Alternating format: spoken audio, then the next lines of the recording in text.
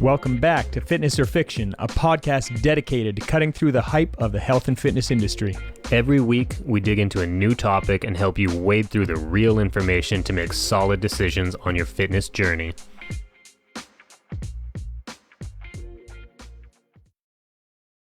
And boom, we're live. Welcome back. Here we go. I'm excited for today. Are you excited for today? Excited-ish. I'm feeling a bit hype about it. You like this one? Static stretching. Well, when we start talking about cutting through the hype, there's hype. There's hype on this one. There's a lot of hype. I think we're going to get a little bit of haterade coming at us on this one. Think so? Maybe. Static stretching, the values of it. It seems to be prescribed, like everyone prescribes it pre-workout, post-workout, at home. You got 10 minutes, you have some time here. It's sore, stretch it out. I feel like it's almost like somebody that is like the prequel to a movie. In a world where everybody's tight, you need to stretch more. Like, how many people do you talk to? It's like, oh, I need to stretch. Oh, I'm sore from yesterday. I need to stretch. My honest favorite is, this is years ago, and I didn't even really know you, but I was in a course you were teaching, probably kettlebell or Olympic lifting, whatever, and somebody is like, oh, yeah. Like, you're like, who here has tight hamstrings? And, like, the whole class is like, raises their hand, and then you're like, cool, who here stretches? And you know, like maybe 50% of the class puts their hand down and the other 50% keep their hand up. I was probably one of them. And you're just like, yeah. So you stretch all the time, but you're still tight. Why? Why do you keep stretching? I don't remember doing that, but I love it. Yeah, it was definitely like, you're like, oh, okay, so you're stretching all the time. You have tight hamstrings, but it's not doing anything. So what the F are you stretching for? And everyone just kind of was like, Well, okay, yeah. Down slowly. I probably wasn't trying to be a dick either. I was probably trying to be like, think about it. Just think. That's all. I was one of the ones who said I have tight hamstrings. One of the ones who said that I stretch all the time. Granted, that's probably more flexible than some, but still, like, it didn't. I was trying to, I think, almost relieve the sensation of tightness. I'm like, oh, you got to reach a point where you can relieve that sensation of tightness, and it doesn't feel tight anymore. Specifically, even right now, like, my left hamstring feels tighter than my right.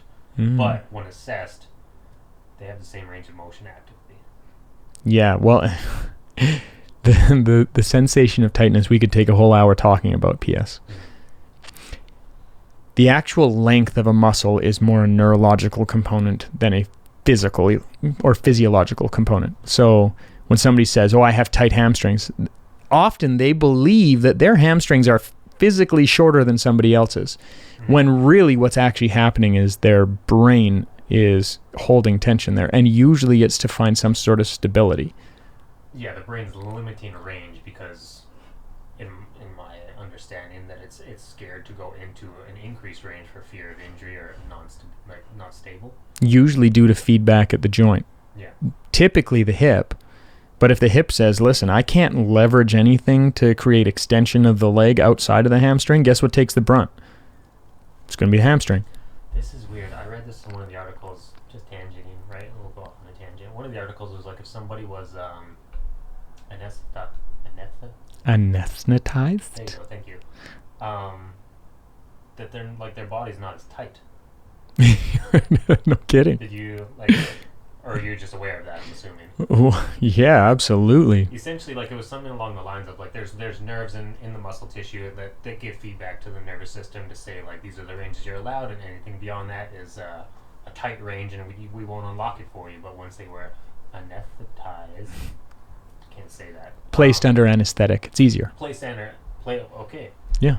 I can't just speak words. It's easier that way. But yeah, like, they had all these increased ranges, and that I thought was weird. Oh yeah, you're down-regulating feedback. Yeah, and the body just opens up, and you can just, like, all of a sudden you're a contortionist.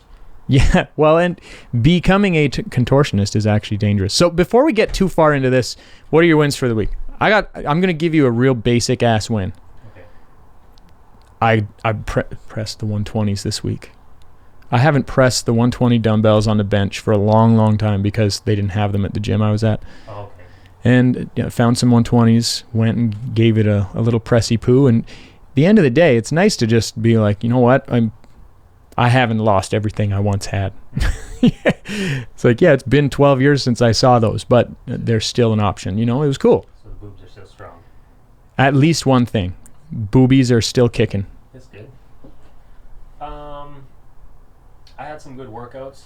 I identified some weaknesses for my core, for like my current goals right now. I need a lot of like control in extension and like compression. So I hammered that this week and I felt it real bad. Yeah, I was wondering how you were feeling because I was like, that's a lot of compression work. He's probably doit. Yeah, I was smashed for a while, but it felt good. All right. Area of opportunity. I realized how weak I was in some of those movements. Oh man, when you find those areas of opportunity, you got to dummy them. Yeah. That's good. Okay, so getting into stretching, let's talk about the thing at hand here. So when we talk about static stretching, this is something that is it has cultural significance because it seems like people believe there's consensus on stretching good. Would you agree with that? Just in general, yeah. I feel like most people don't see any cons to it for the most part. Yeah, for the most part, when I talk to people about stretching, they're so involved and so interested in it that if I were to say something like, well, it might not be the best thing for you, it might not be all that you think, they almost get fired up at me. It's like a belief system more so than an intervention of exercise. Yeah, it's one of those things that it's just hands down, just like, well, what could go wrong? It's good for you, just generally. Yeah, so that makes me kind of excited about today. And, if you're listening to this and you find it challenging, before you get mad at us, go ahead and have a look at what we're talking about. I'm trying to come at this without feeling a certain way. I think to talk about it before we start, we can talk about our own biases. I actually like stretching. How do you feel about stretching? Yeah, I was going to say definitely the bias of, because from the research I did, there's definitely some negatives to static stretching, but I'm biased because I enjoy static stretching. I'm one of those people that I would like to do it more because I think it feels good and I find it meditative. Yeah, I think the value for relaxation is actually quite high. And I want to start out by saying that because it's going to sound like I don't like it. But I actually do a lot of static stretching. And part of the reason that I do that is because I'm hyper. If I'm watching TV, I'm going to be like, oh, well, I worked on my calves today. Let's get a little range there. Yeah, hyperactive is one for me too. Like doing tedious tasks, like just kind of doing it in different positions and moving around. One thing that I stumbled on that made sense to me when you link like static stretching to like a lot of yoga or things like martial arts is that it's not just about like them unlocking new positions, but it was to stimulate vitality through a combination of mental and physical like focus, which I thought kind of bundled it nicely in my mind. Yeah, I think connection with the body and understanding what the tissue is doing and what you're asking of it, working with your body has really, really good value. I do think that. So anyways, if you're listening to this and you think that I'm against stretching, I've done lots of yoga. I'm not against yoga. I've done lots of yoga. I enjoy it. I actually really believe in the benefits of relaxation from stretching and connection, actually, not just sitting there relaxing.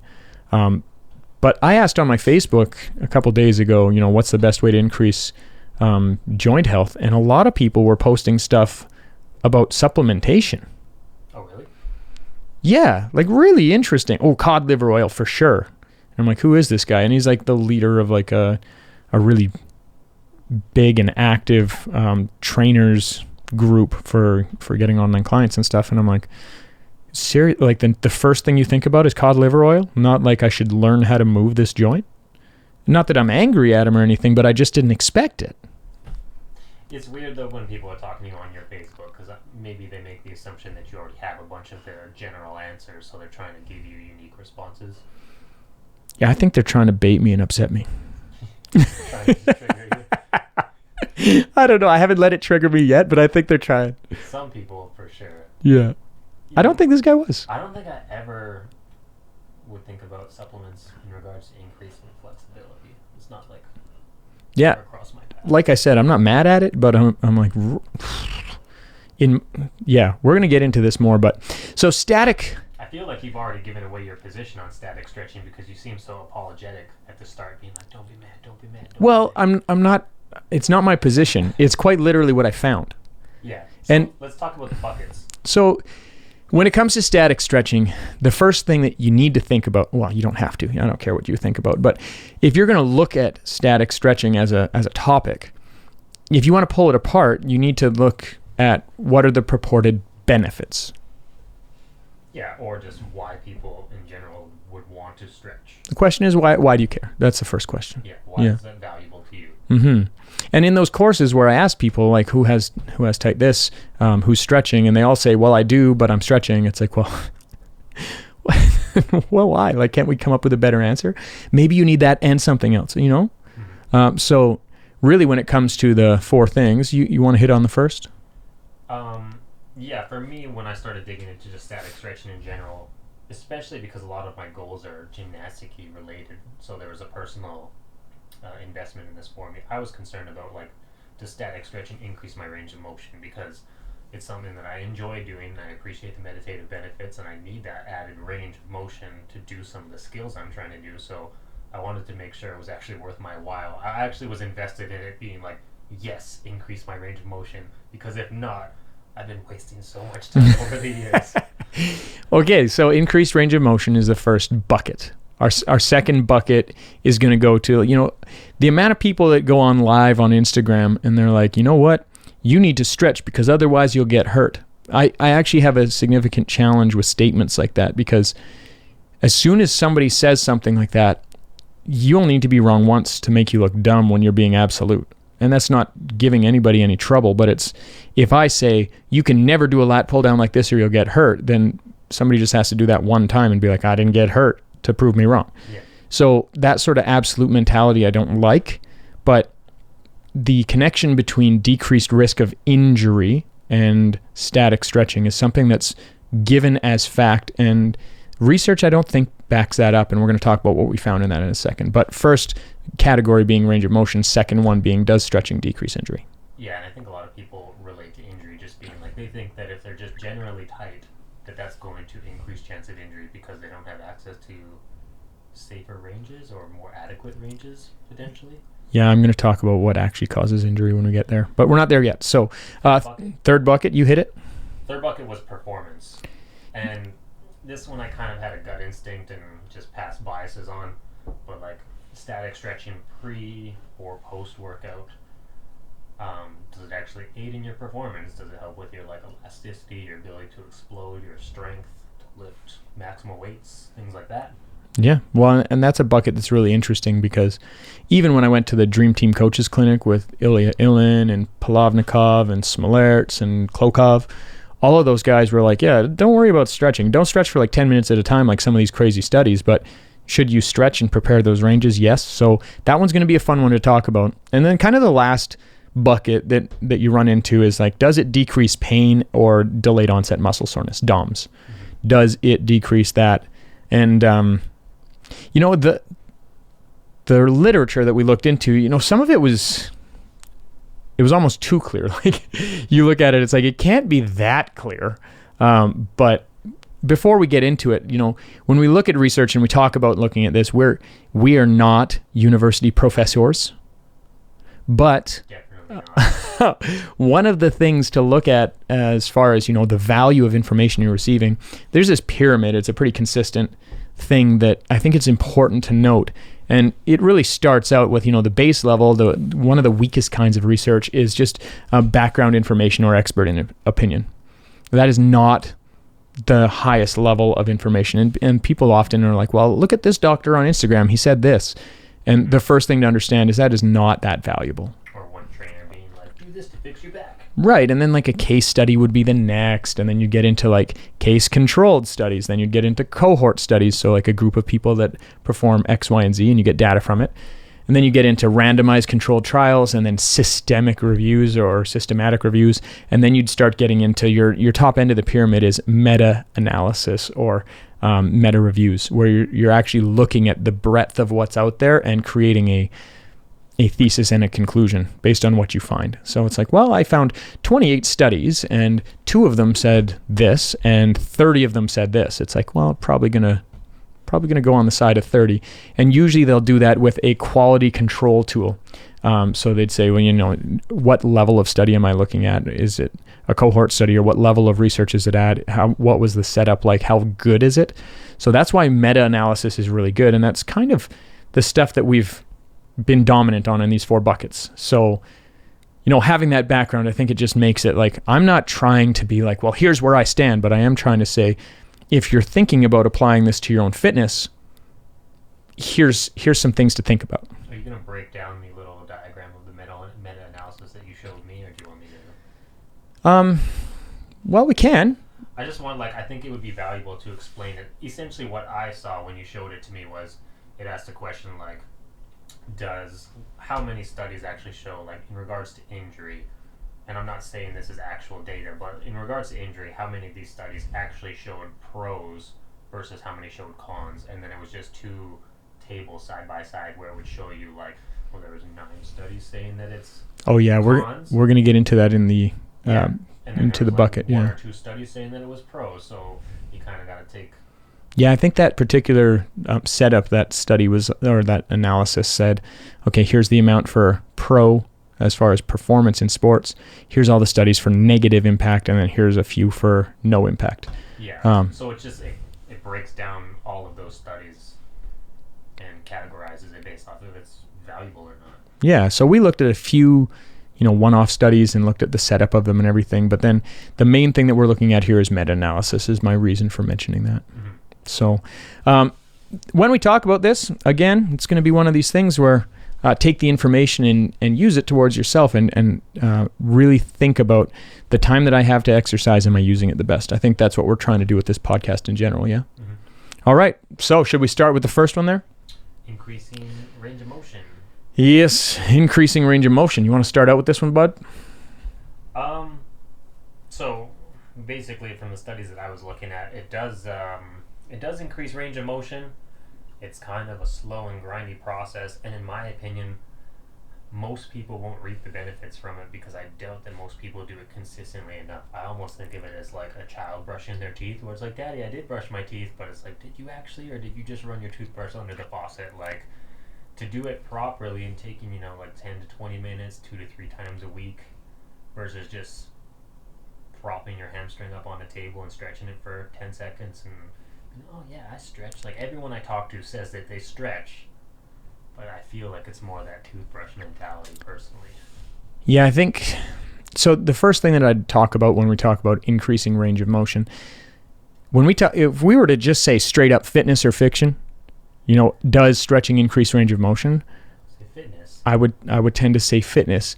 However, the amount of input that you're going to have to put in that is vastly different than what people think. Yeah, the workload versus reward didn't seem to be that high.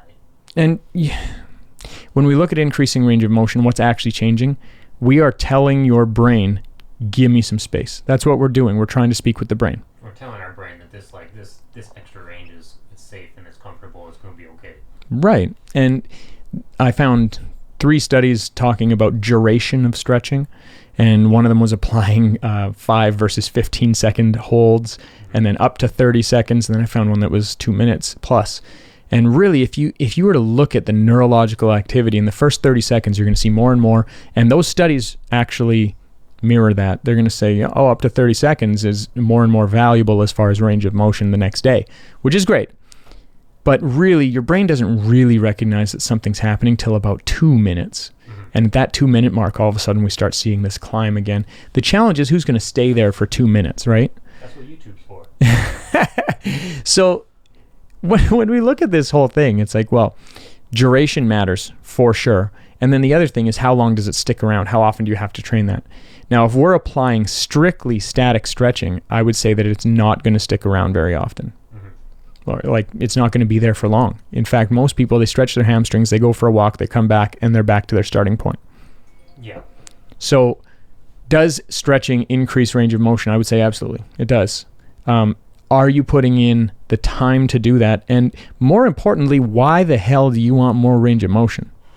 Yeah, that's really the kicker. For me, I think it increases range of motion and duration and how long and things like that. Bottom line is consistency is king. If you're stretching every day, 4 days a week for 5 years, you're probably going to keep those gains. But I just don't feel like most people are actually Gen Pop average person, not that disciplined to static stretch all the right tissues for all the durations for that long of perfect consistency to reap long-term benefits and rewards. And is it worth it? Is it worth it to increase that range of motion? Yeah, what's the actual purpose? It should be for a skill.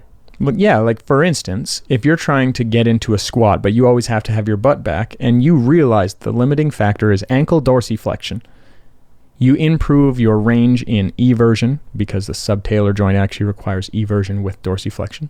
Increase your range in eversion of the ankle and dorsiflexion of the ankle.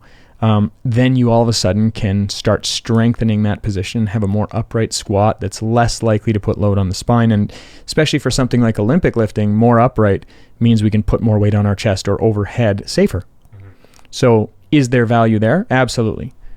For general population, though, why this obsession with touching your toes? Yeah, like just being in a general gym facility for 10 years, a lot of people are like, oh yeah, I need to get more flexible. I'm like, why? Well, I just feel tight, Just generally like that. Never really got like crazy responses aside from like, it was tight to try to put on the seatbelt, or it's hard to tie my shoes. Those are the generalities of like why people would want to stretch more. Yeah, it's like, okay, are you picking up your shoes with totally straight legs? Yeah. I mean, I do, but... Yeah, I know. Just because you wanted to put up the vibe, though, right? Yeah. Jeez, you sound like Fergie.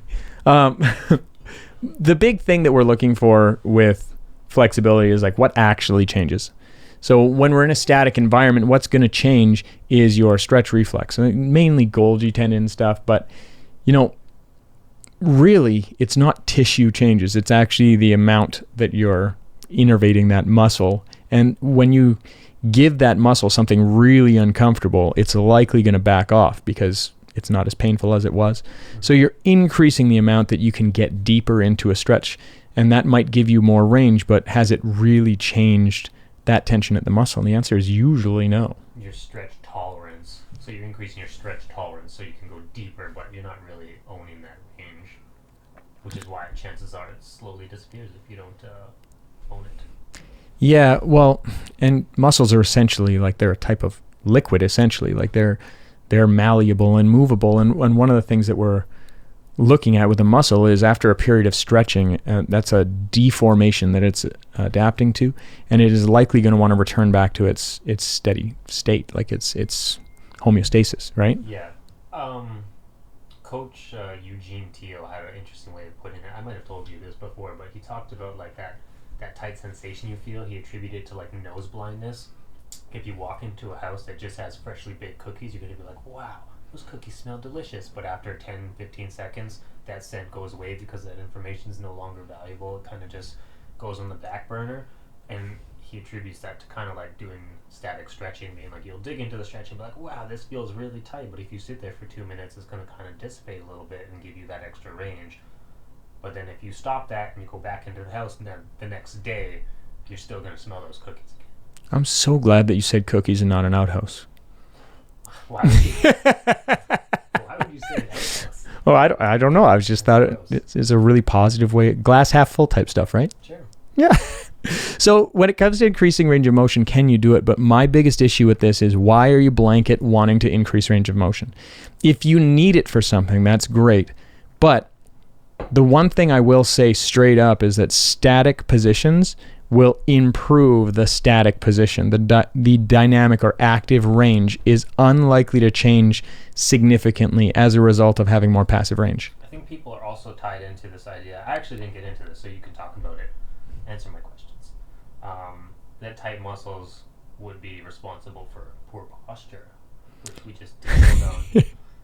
Like my pecs are really tight and it's rounding my shoulders forward. Well, posture is a really fun thing to talk about. We talked about it pretty significantly. We were gentle with it, but...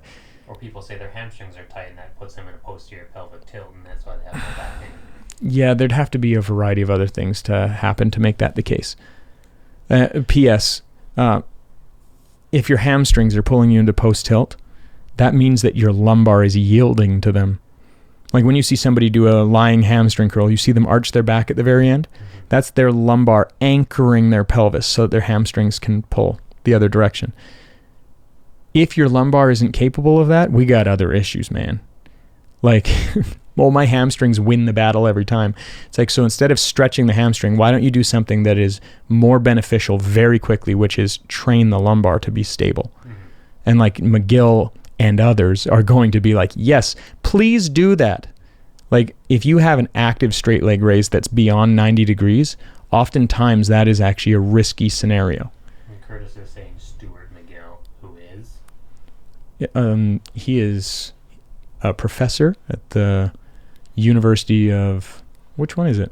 He's at the University. Is it McGill? School. Is it, He's which a one is spine it? Specialist. Spine specialist Stuart McGill. He's world renowned for his research on the back. And he actually early on said, well, you shouldn't be in a flex position to lift, but then did more research and came out and said, listen, you can actually get tension there, but you better not change under load. Yeah. And it's like, well, yeah, we have tons of examples of that, like lifting Atlas stones, really high level power lifters, and that especially kyphotic curve, like hunched over curve in the upper back when they're deadlifting, doesn't necessarily mean their lumbar is kyphotic, getting too flexed. We'll keep it away from those words, but it doesn't mean that they're super flexed at the lumbar. But even in some cases, they are flexed, but they have great tension and they don't change that position. What that buys them is they don't have to go down so low to get the barbell.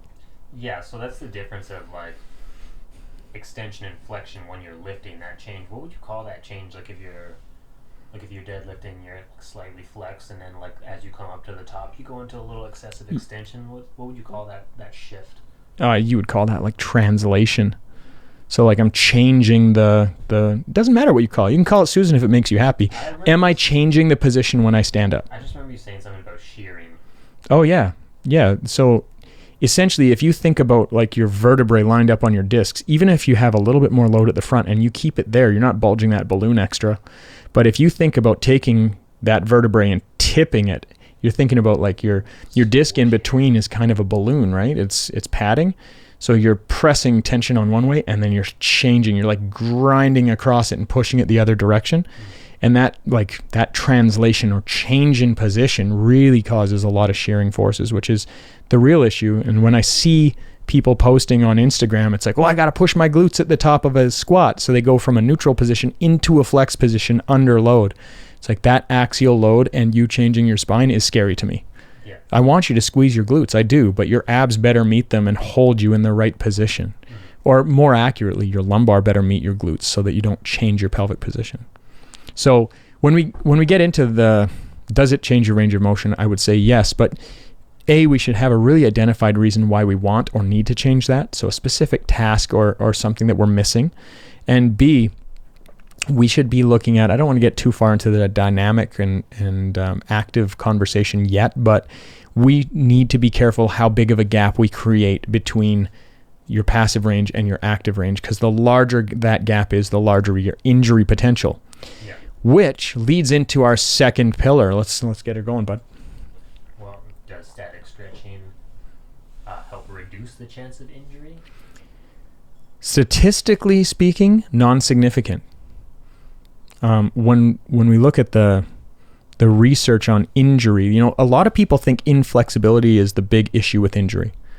But if we were to talk about this as a global event, what causes injury? Well, we're putting force through a tissue, and the tissue can no longer take that amount of force. So the strength of that tissue can no longer sustain the load being placed on it, so it yields. Yeah. That's injury. Or, well, yeah. I guess where my brain was going to go is that like you change position to compensate in said movement, but then again it still yields. Right. So this can come in two aspects. It can be, so Henrik, my weightlifting coach, used to often talk about amortizing force. Take force and put it over as many muscles as possible so you can lift maximal load. Makes great sense. Makes good sense for your joints too, P.S. I like that, amortizing force. That's so nice. I love it. Yeah. So much lately, but not as eloquently. Wow, and Henrik knows like 17 languages or something ridiculous. Oh, wow. So he used to say, I think it was actually 5, but he used to say things in a way that was like, man, amortize. I love that. But when we look at injury, it's going to be, okay, so that tissue yielded because it had too much load on it. Could that be repetitive? Yeah, of course it could be. And the other thing is it could be compensatory or consempatory. It could be something that's from, great words, I believe. Yeah, let's call it that.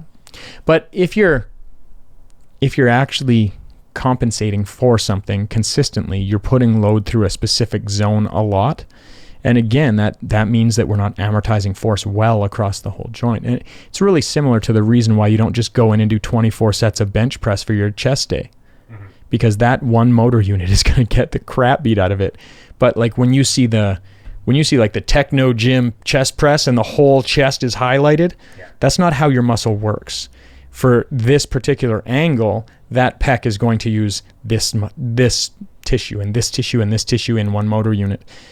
So, that line, say if I'm lined up right across the middle of my pec, I'd be getting sternal type fibers. But even then, with that particular angle, I'm only getting certain motor units. So that's the whole reason why you change angles and change types of exercise and short overload, long overload, all those sorts of things, because we don't want to just put all the force through one unit. And that's the same with injury. There's actually a way larger risk of being injured due to asymmetry, because it creates a whole bunch of spiraling all the way up the chain. So let's say that you have an asymmetry of your left leg to your right leg. That's going to cause rotations at the leg, at the pelvis, at the T-spine.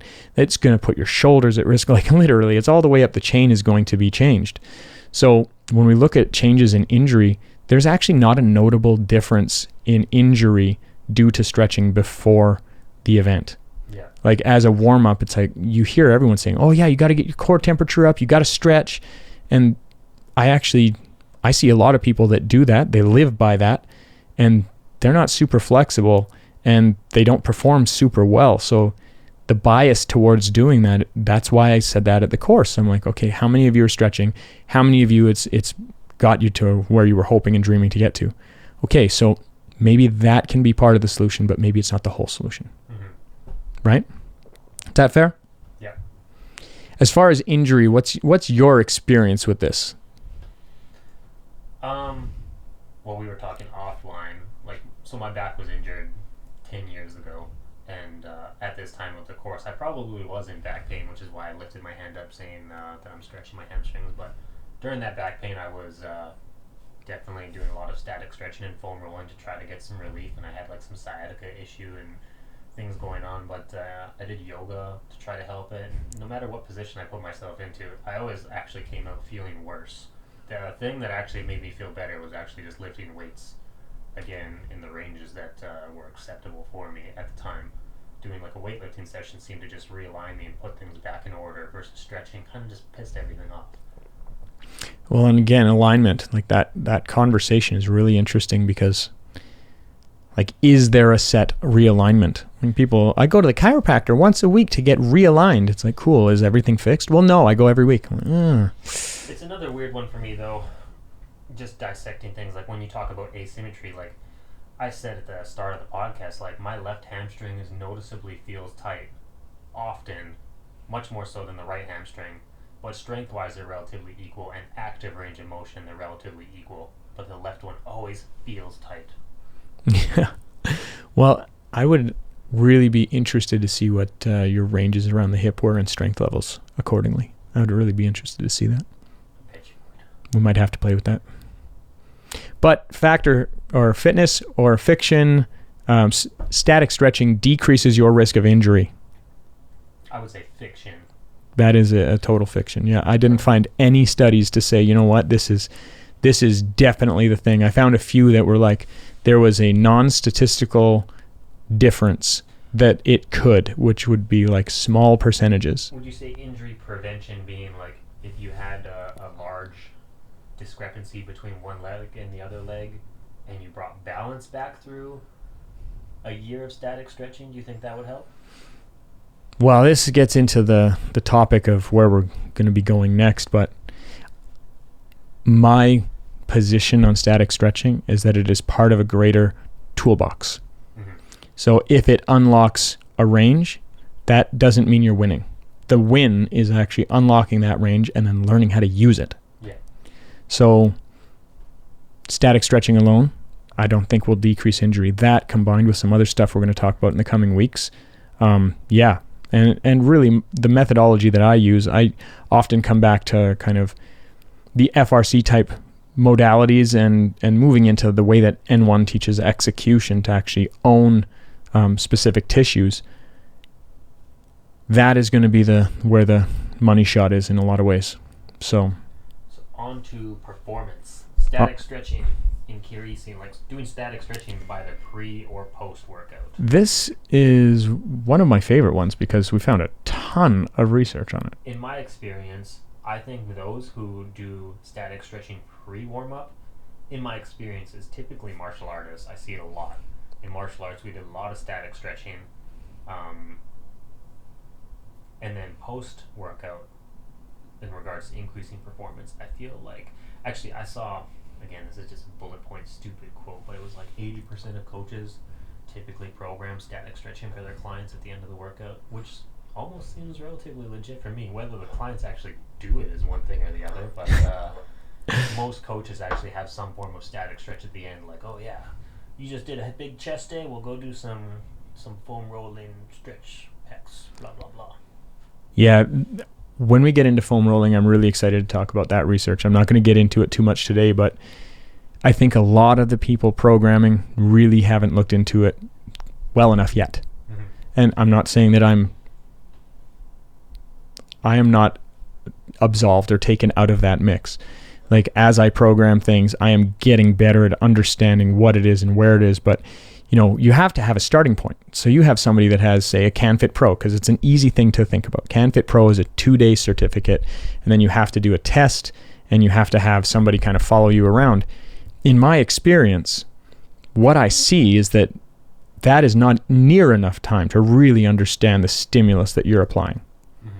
And, you know, whether it should or shouldn't be, that I'm not putting that on trial here, but I'm just saying, you know, what can we expect as far as the amount of information we have? Like, somebody goes to see my doctor. When I talk to him about exercise, he's like, I don't know, that's your craft, not mine. Yeah. And no, he can't be expected to know all of it. My neurologist, he says the same thing. He's like, that's not my can of worms, man. So really, when we start looking at this, it's like, just because it's done often doesn't mean that that's the thing. That doesn't mean it's right. It doesn't mean it's best. So when we get into sports performance, the meta-analysis that I found had some really fantastic charts in it. And what they did was they identified a whole bunch of studies, and they broke them into sections because there was a lot of them. So when we talk about performance, the first one that I'm going to talk about is strength and power dominant activities. And just to ram this point home, the reason I thought this meta-analysis was cool is because prior to the podcast, I was looking up individual articles to see what their response was and if it was actually beneficial or not. Yeah. I would read 2 or 3 articles on the little pieces, on the little image you're pulling up right now. There's 15 articles in this one category, so it really quickly summarizes them. It doesn't give you excruciating detail, but it really just kind of lays down the yes or no answer. Yeah, so I really like that when you find a good meta-analysis, and it doesn't absolve you from needing to look into the studies and the setups and whatever. And when you click on them, it'll actually take you to them, which is nice. But you know, one of the big things that we're looking at when we look at performance of strength and power events, we had one study that's done since 2000, so 2000 to 2021. It was in 2011, and it had one that talked about positive effects in performance after static stretching. And you can look at that. That's 2011. We have studies from 2003 all the way up to 2017 about negative effects of stretching previous, and there's 19 of them. So 1 positive versus 19 negative outcomes for studies. And then there was a couple that just said, you know what, there's no marked difference, and there was 6 of those. Can you just confirm if this is pre or post workout stretching? This is pre-stretching. This is pre, yeah. So yeah, increases on performance by stretching afterwards would be a really interesting thing. But yeah, what they were doing there is being like, okay, so is there significant reason that we should say, you know what, you should probably do this? And what they came out with was, we can't say that. We can't. And then they did a very similar thing with speed and agility, and they had 1 negative, 1 positive, same person. And then there was, looks like 13 negatives and another 5 no effects as far as studies go. So that would be a pretty staunch, don't think so. And then if you get into the final one, we're looking on endurance dominant activities, and we have 0 positive effects Not a single study that met their criteria for quality that said, you know what, there's positive effects in endurance athletics, but we had 6 negative and 6 no effects. So when we look at performance, I don't think that stretching is something. A lot of these studies are doing a lot of stretching. So like a classic setup was like, I think they were applying 10 minutes of static hamstring stretching, and then they tested 1 rep max squat. I'm like, I can't imagine that would be a good thing. I don't want to do that. Well, especially because the outcome, what you're looking for from the hamstring is not more length. In the hamstring, when you're squatting, because you are flexing at the hip, but you're also flexing at the knee, the hamstring stays a very similar length. It doesn't shorten up significantly. Yeah. So creating more length is likely taking away your dynamic stability from that end, which you really do need. So I think the setup is part of the issue there. So as far as performance, I'm not one of these people that's going to say, you know what, you shouldn't do any stretching. I'm not that guy. Oh, I got a good one. Does a lion need to stretch before it kills a gazelle? Oh my God, going primal on us, huh? Ancestral health Curtis. No, but they stretch when they wake up, though. You know, you do see that. Yeah. So Francis stretches when he wakes up. yeah, Francis is Eric's cat. He's a legend. Yeah. Tell me where Francis is. But you'll notice when Francis stretches, he like gets into that position, opens it up, and walks away. He doesn't do 30 seconds. Like this for you on YouTube. Oh yeah. Oh man, I wish I was sitting somewhere else. So there is not literature to significantly support stretching before performance. I think getting into ranges that you're going to use is still a good idea myself. Anecdotally, I think that's still a good idea. Should we be holding that for a long period of time? I don't think so. I think that goes away from though like what people's picture of generic static stretching is in their mind. It's not like going into the positions they're about to use. It's like just stretching the hamstring generically for a long period of time, not necessarily going into your squat. Yeah. So when it comes to static, as far as injury prevention and performance increases, the answer is nope. Fiction. Okay. So the next one is really interesting, pain and soreness. So the pain articles that I found, a lot of them were like coming back to back pain and things like this. And there were some negative effects of stretching the back. There were, and especially because if you think of the average person sitting in a slouched position and then they're like, oh, my back is stiff. It's like, well, you sat in a slouched position for like 8 hours today. Yeah. You know what I should do? I should stretch it more. Which would be a lengthened position. Correct. And then what do? They lengthen their back more. Try to lengthen more. Yeah. And how many people have you dealt with that are like, well, I have back pain, I should stretch it? Yeah, pretty much everyone. And if you ask that person, how does it feel after? Oh, it feels better, like I don't notice the pain as much. If you ask them, how long does that last? The answer is usually like short periods of time. Yeah. So you've literally created pain. It's like when you're experiencing pain. We've talked about this before, and I grab your pinky and break it to the side. The major pain theory. Yeah. Let me give you something for that pain. Yeah. So that's kind of what it is. But I think if I can just touch on the pain and soreness, I think people see it in two different lights. When people think about back pain, I think primarily a lot of people go to sciatic nerve sensation, which in my opinion is different than pain. It's definitely uncomfortable, but it's not necessarily pain. It's discomfort, it's tingling, numbness, weird sensation, and people static stretch and it gets better. But everyone I know who did static stretching for that sciatic nerve, it always came back. Yeah. Relatively quickly. And then when we talk about soreness, that's like delayed onset muscle soreness. You know, you tore your pecs up and you're going to do a bunch of pec stretches. If you statically stretch your pecs, is that going to speed up recovery or just aid in the soreness in general and make them less sore? Yeah. And from the stuff that I found, no changes in delayed onset muscle soreness, which makes sense to me because like the stimulus that you're applying, what does it do? Understand the stimulus first. I'm going to elongate this muscle by putting external force on it. Okay, so is that clearing the oxidative damage that's been done, or the mechanical damage that has been done, or waste byproduct? Like, what are we actually asking for from that stretch? The answer is it's not going to do that. It might help with some circulation a little bit, but the studies that I found had nothing to say about, it's actually getting better. I think Gen Pop just likes to stretch, like even myself, if my chest is all roasted or my lats or my triceps, like if they're roasted from DOMs, it feels like that range is restricted. And if you kind of just open it up and just give it some awareness for 10, 20 seconds, it kind of feels like you get that range back and then you don't pay attention to it again and the range is reduced and then you're sore, but you kind of fix the awareness for that short period of time. It's just the Band-Aid. It is. Band-Aid doesn't do shit. Yeah, the Band-Aid is a challenge for me. For delayed onset muscle soreness, you would be much better to just, the day of your workout, usually you're not going to have DOMS. You're not going to be sore yet. The next day, you'd probably be better to do something like cardio to increase circulation, because we know that increases circulation. Your heart rate will go up. By definition, you're increasing circulation. Yeah, and just speaking on that, just in generalities, I worked with a lot of clients who were between the ages of like 50 and 80 when I was at the gym, and even still currently right now.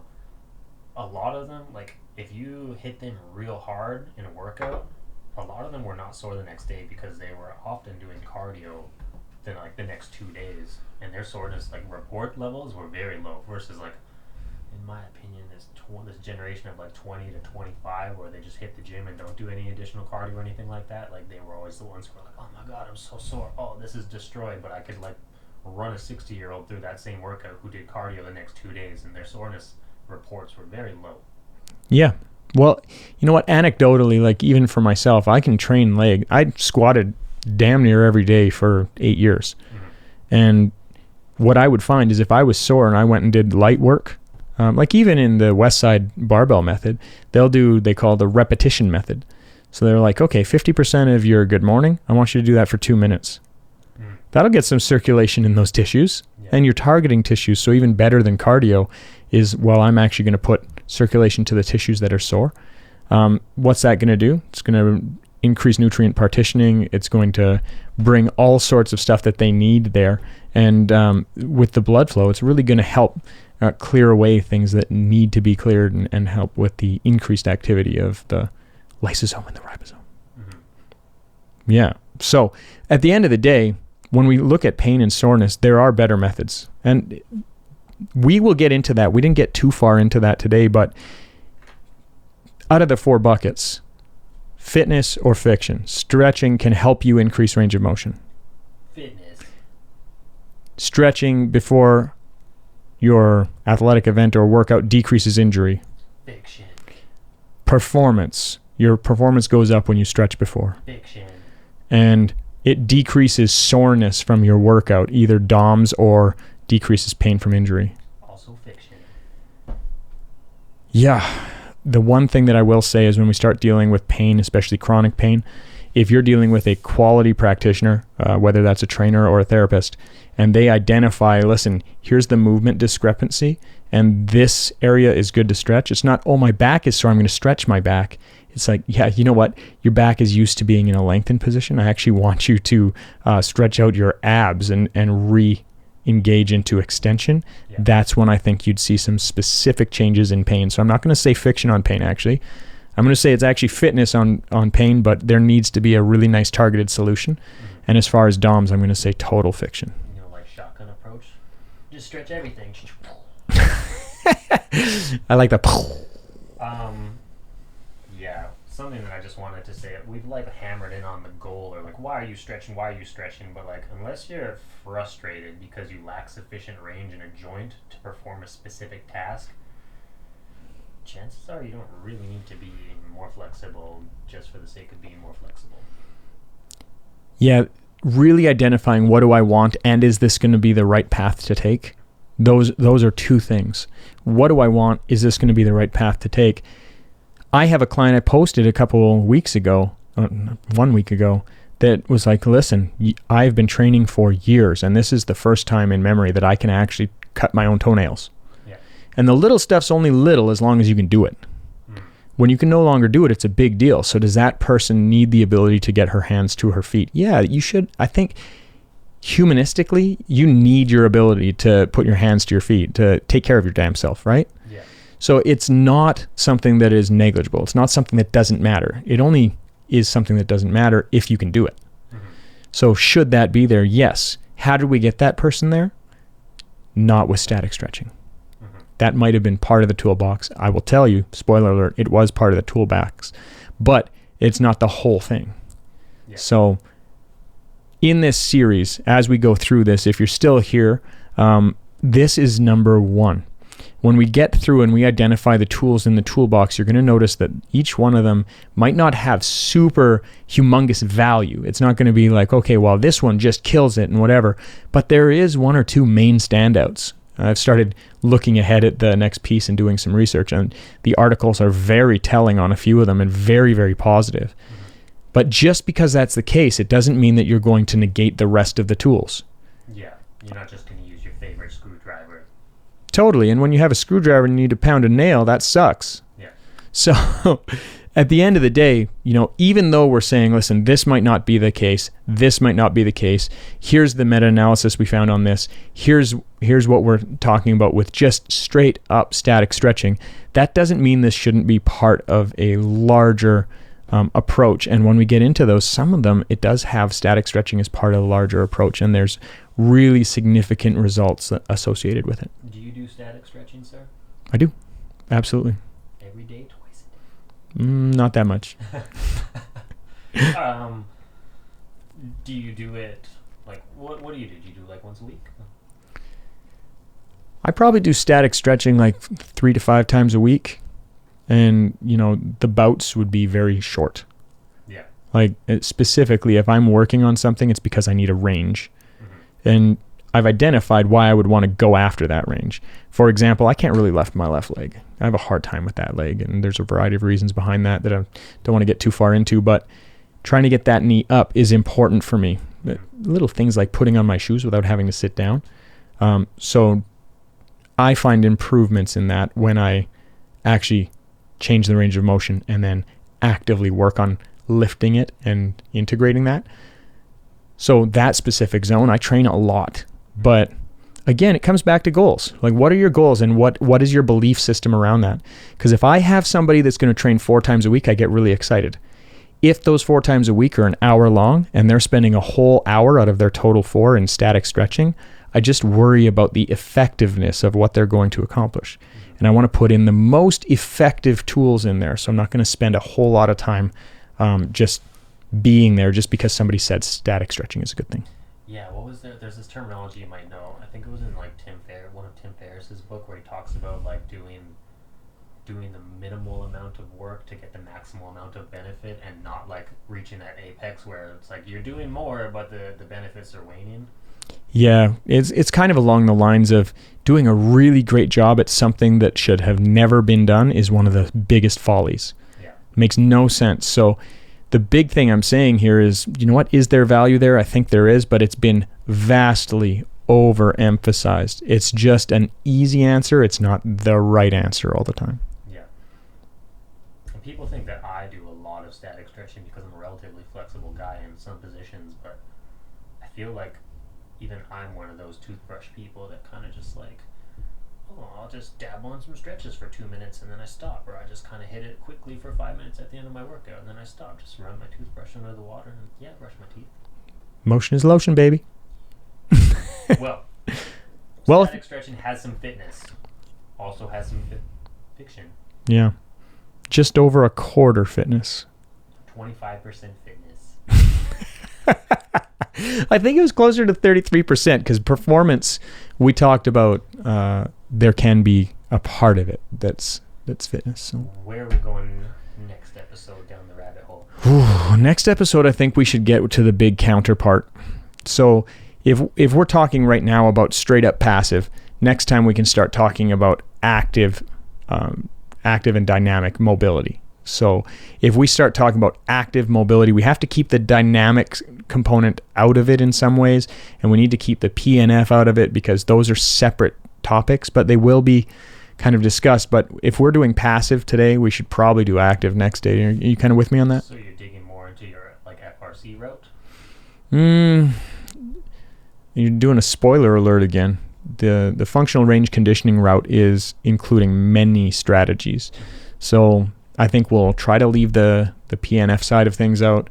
We'll leave out a lot of the stuff. We're just going to go for like straight up active drills. What would be an example?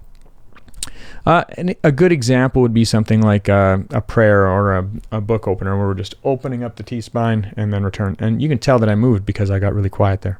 Yeah. But yeah, just active movements. Sweeps? Yeah, sure. Leg sweeps, things that we're moving through a range. That's what we're going to be looking at next time. I think that's going to be hard to find things that are specifically that. So there's going to be some other pieces come into the puzzle. But really doing passive and then doing active as an umbrella, we can get deeper into that after that. So I think that makes good sense. Cool. So yeah, if you're still here, thanks for joining us, and definitely leave us a review. The reviews are a big deal, and we really appreciate it when people take the time to do that. Yes, and hopefully, I hope you were statically stretching during this whole episode. And next time you can get your dynamics on. Oh, yeah. boy. Yeah. Thanks for joining us this week. We appreciate your support. If you enjoyed this episode, we'd love it if you would subscribe, follow, and throw us a like on YouTube, Spotify, or Apple Podcasts.